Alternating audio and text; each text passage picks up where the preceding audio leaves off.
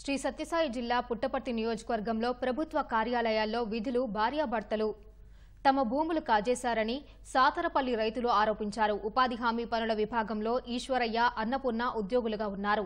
మాజీ YCP MLA సహకారంతో వారసత్వంగా వచ్చిన తమ భూమిని ఈశ్వరయ్య కబ్జా చేశాడని బాధితుడు ఆంజనేయులు ఆవేదన వ్యక్తం చేశారు. ఈశ్వరయ్య, అన్నపూర్ణ దంపతులు తనని నమ్మించి మోసం చేశారని కళావతి అనే మహిళ ఆందోళన వ్యక్తం చేశారు.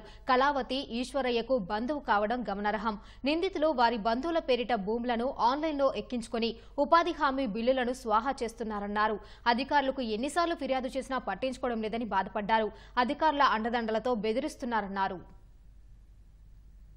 మా నాన్నగారికి సాదర్లపల్లి గ్రామ పొలం సర్వే నంబరు 50/1బిలో 2 ఎకరాల 9 సెంట్లు భూమిని ప్రభుత్వం వారికి మంజూరు చేసినారు.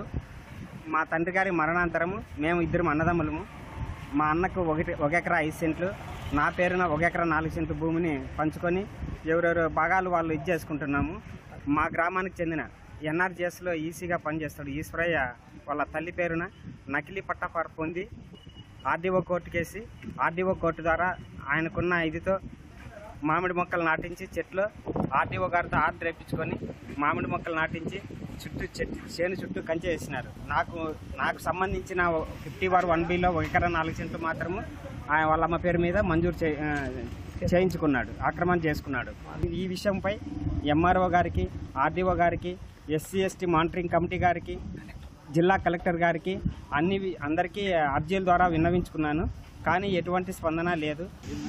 మా అన్న కొడుకు ఈశ్వరయ్య బుక్కపట్నంలో డ్యూటీ చేస్తాడు. గవర్నమెంట్ డ్యూటీ సంబలం పేరు అన్నపూర్ణ. గవర్నమెంట్ డ్యూటీలు వచ్చినా కూడా పేదోళ్ళకి మా భూమి ఏమీ లేకుండా చేసినాడు. న్యాయంగా చేసి మా భూమి మాకు తీసుకెళ్ళాం.